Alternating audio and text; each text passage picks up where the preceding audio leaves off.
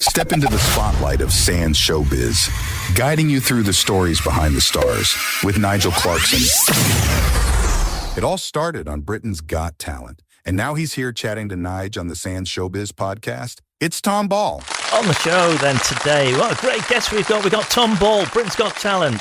Has it gone quickly since you were on the show? Yeah. Oh, it feels like yesterday since I was on the show, but so much else has happened in that time. I've had so many more experiences of traveling the world, signing record deals, going on tours, literally just endless fun and opportunities and experiences. But it does only feel like last week. You've had a couple of singles out as well, and you were lucky enough to get one written by no less than Gary Barlow and Elliot Kennedy. Yeah, I'm incredibly lucky to have to life a beautiful song for the winter season, and it's an honour. Were you really shocked when they said that they were going to write a song for you? Oh, absolutely. Absolutely. I was in the studio with Elliot where he played me the song and said, do you like it? Do you want to sing it? And I was like, absolutely. It's stunning. And then he was like, by the way, I wrote it with Gary. As you do. To which I went, oh, yeah, I'll definitely sing it. Wow. What an amazing start that is, isn't it? Brilliant. You've got a new album coming out as well. It's actually out. Is it out now? Curtain Call.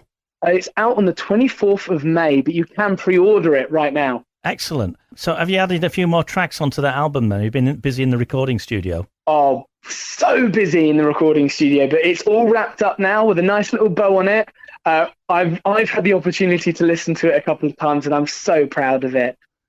It's everything and more that I hoped it would be. So we look forward to that. Everybody will be booking it, pre-ordering it.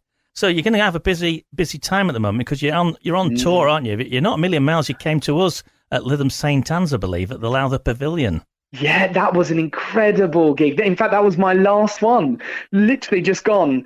It was such a wonderful evening with amazing people, me and my band. We just walk off every single night having the best time with amazing audiences. And I'm hoping every single show for the rest of the 8 dates that we've got is just going to be the same. But that was after you'd been to the Hippodrome. It was like from one extreme to another. Yeah, literally. London, straight to Lytham.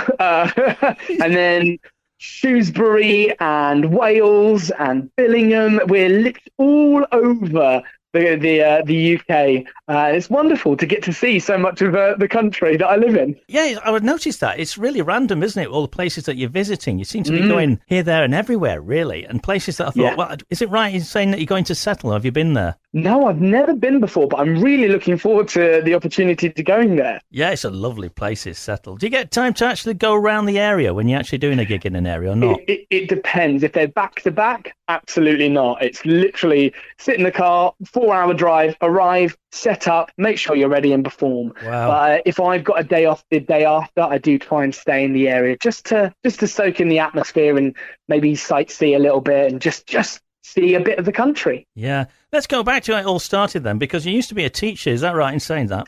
Yeah, I was a secondary school teacher. I taught drama and music. So all the kids were watching on the TV then when you got on Britain's Got Talent then, weren't they looking, weren't they? Yeah, I knew it. The moment I got back to school the next day, I was on break time duty, just as they were all kind of coming into school. And every single one of them stopped to say hello to me, which is the first time they've ever done that. And you're married, of course, as well, aren't you, Tom?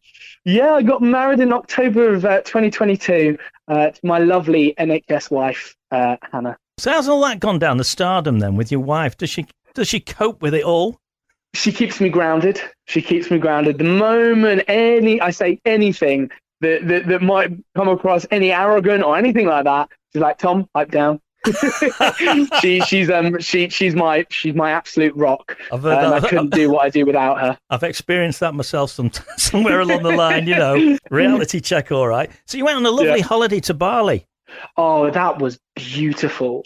What a way to start this year, with friends. I was out there with my manager and really great friend Jay and his family that we've grown so close to over these last 2 years, and of course my lovely wife. Yeah, were you treated like royalty when you got there? Because everybody would know that you were going, wouldn't they? We had experiences while we were out there looking around at a supermarket And when I say a supermarket, it's not like a Tesco or Sainsbury's, just run-of-the-mill supermarket. They had like rides there, and it was this whole camera crew filming us. It was great. It was a really great day. So what's your favourite venue you've been to so far then? Back to the showbiz.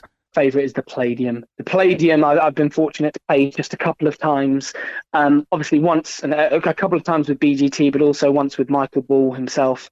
And it's just such a beautiful and rich. I absolutely adore it. Yeah. You've been over to America as well, I see. And how did that all go down? That was another pinch me moment. I got invited over to, which is essentially a program that AGT run, where they invite 60 acts from all across the world, past winners and fan favourites, and bring them over to compete for the title of All-Star. And I still pinch myself to this moment, but I got the first ever group golden buzzer on that program.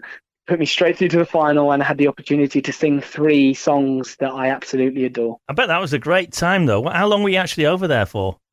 I did 2 weeks over there. 1 week for the first round, where I left with the golden buzzer, and then I got home, and then I went back out the week after. Did you take your wife on these, or are you not allowed to do that? I took my wife on the second one. I kind of had to, because I had to delay my honeymoon. So I was like, come with me to LA. So it was a fair trade-off. That was part of the deal, wasn't it? Yeah, if we postpone the honeymoon, she's coming. Yeah. You've got to get these things right, haven't you? Absolutely. So what's the future hold then for you, Tom? Well, first of all, the album coming out obviously on the 24th of May. I'm really looking for discussions going on about the next steps, the next tour, the potential next album, continuing to create music, write music, and perform all across the world. Where there's so many possibilities, and we're exploring every single one of them. Because you're a multi-talented guy, aren't you? You like the theatre, you like singing. I do love the theatre. Yeah, so you can do anything really, can you? Oh, I can't juggle. I'm not great at sport either, but... Me neither. Cool, we're in the same boat then. Yeah, don't ever go in a celebrity football match. Never do that, I promise you. Oh, no, I'll show myself up. Yeah, I did that once, and I had to get taken off at half-time. No! My wife and kids have never seen me as red as that, so never do that. I don't suggest it to anybody, Tom. It sounds a good idea at the beginning, you know, when you're raising all the money for charity and playing Coronation Street in a charity match. But I'd never do it again. I've got the T-shirt and I've kept it. Number 9 shirt, and that's it. So, do you write your own songs, by the way? Yeah, absolutely. I'm very blessed on the album to have 5 original songs written by me. And when I'm touring at the moment, I'm getting the opportunity to play my songs that I've written or co-written to hundreds of people or thousands of people. Yeah, it's a wonderful feeling, especially when you get to sit behind the piano and play something that you only just wrote, and you think, I wonder how this is going to go down, and you play it and you get the reaction that you do, and just spurs you on, makes you feel really, really warm. Yeah. So is the piano the favourite instrument that you play? I love the piano. I play a little bit of guitar as well, but piano, there's something so special about a piano and the sounds and the feelings you can emote from it. It's one of my favourites. Is that what you always played when you were a kid? No, I started on guitar. Well, I started singing, and then I picked up guitar, and then eventually I was like, I'm at piano. I think it was at college where I started kind of transferring my guitar knowledge onto a keyboard. And then quickly fell in love with that and realised I could sing and play at the same time, and that just opened up a whole new world of possibilities. Amazing, absolutely amazing. So you can play all the instruments. We're just drawing a picture up here, but you can play quite a few instruments anyway. You could practically write your own song playing your own instruments, nearly, could you? I was writing. I can't play the saxophone. I tried. Oh, I like the saxophone. That's my favourite. I love it. I love it. I've got one in my loft that I tried for 2 years and quickly realised this was well above my skill level. Yeah, it's got so much character to it, hasn't it? When I listen to the 80s songs when they had a bit of saxophone in them, it always sends them off, doesn't it, really? Yeah. Yeah. Brilliant. We usually have 3 questions on the podcast, and what we do these 3 questions. You'll be starting to sweat a little bit here. Okay. It's nothing bad. It's nothing bad. But I ask the guests who come on the show, ask these 3 questions, and it really it builds everybody's imagination a little bit and trying to find out a little bit more about you. Are you up for that? 3 questions. Yeah, let's do it. The first one's super easy. When you were a little kid or whatever, or just growing up, who was one of the stars that inspired you, like musical stars? I can answer this one, and it is quite easy for me because Michael Ball was a massive influence and inspiration on me from, the original cast of Les Mis and listening to him every single day in the back of my mum's car. Mum's to blame for that. Oh, 100%, including all my other music taste. It's all down to my mum. Yeah. So that's question number 1, right? We've got that one. Question number 2. Do you drive, by the way, Tom? I do drive. Yeah. The question is, it's all to do with cars, because I love my cars. I don't know about you. Yeah. I love cars. I started getting into them a little bit. Yeah. It's an expensive hobby. Yeah, it's an expensive hobby. What is your favourite car, or is a car that you'd love to have maybe later on in life? See, if you asked me maybe a year ago, I would have had a really clear answer for you. Yeah. I don't know. Oh, this one's really stumping me. Yeah. I mean, I love the idea of having an electric car, like a Tesla. Yeah. Yeah, go on then, a Tesla. Yeah, you're the second person who said a Tesla, actually. Really? Yeah. Yes. Sean Smith, who was on the X Factor, I spoke to him a couple of weeks ago. He went for that car as well, but then he slid back to his Mercedes. He said, you can't beat a Merc. Yeah. See, I quite like the Audis as well. I've got an Audi at the moment, and I'm absolutely in love with it. Yeah, they are good cars, aren't they, really? Unfortunately, I can't afford one of those. But no, I always wanted one of these RCZs, a Peugeot, and people, a Peugeot. Ooh. And that's what I actually still got it, actually, to be honest with you. And I got it, it was nearly mint. The lady had it, only had 6,000. Congratulations. Well, it's the last one that was produced of the RCZ. So I'm just going to stick it in the garage, basically, and go out. Yeah, and hold on to it. Yeah, just a little bit of shopping in it, and about 1,000 miles a year.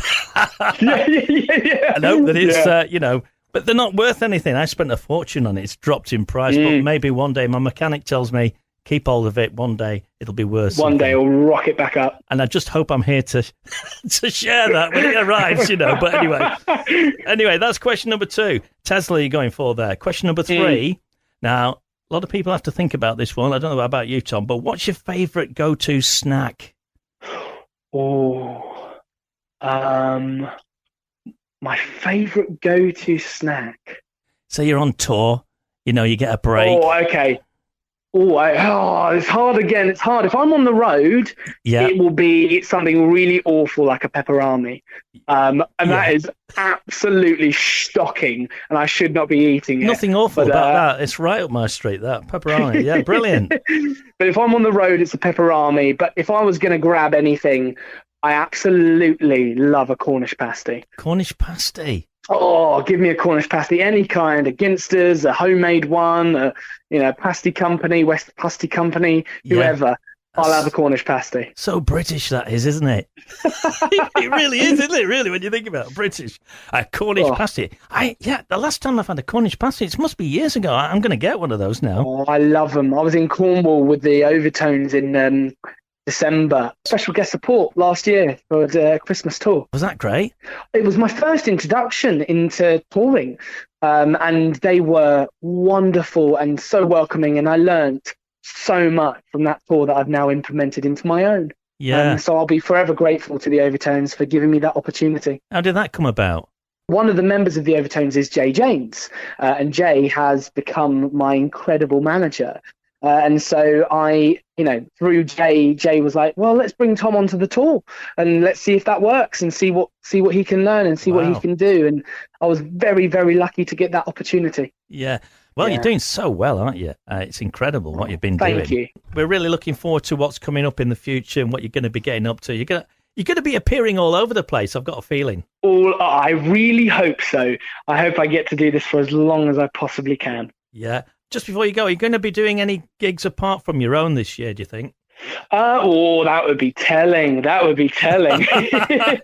I sincerely hope so. Yeah. There is a couple of conversations that I'm really excited by that I can't reveal just yet, but it's positive. Okay, it's been great for you taking the time to chat to us as well here at Sands Showbiz. Thank you so much. Thanks, Tom. It's been great chatting to you. What we'll do, we'll keep in touch maybe, give you a ring maybe this time next year or something and find out how everything's been developing over this Sounds wonderful. I look forward to it. Okay, but send the sponsorship deal through for the car as well. Please, yeah, absolutely. Brilliant. Okay, Tom, all the very best. Thanks again. And have a great year as well. And enjoy the rest of the gigs that you've got coming up as well. Have a wonderful, wonderful day. Cheers, Tom. Bye. If you loved what you heard, make sure to hit subscribe on this podcast channel to never miss an episode. Stay connected and become part of the Sands Showbiz family by following us on our social media platforms. See you next time.